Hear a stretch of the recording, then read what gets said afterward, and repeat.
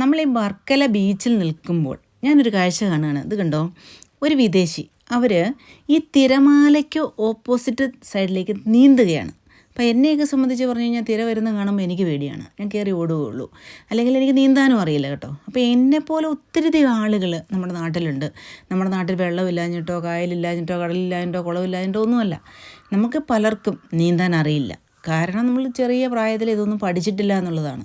വിദേശികളെ സംബന്ധിച്ച് അവർ ചെറിയ പ്രായത്തിൽ തന്നെ, കുട്ടികളായിരിക്കുമ്പോൾ തന്നെ നീന്തൽ എന്നുള്ള ഈ കല അവർ പഠിച്ചിരിക്കും.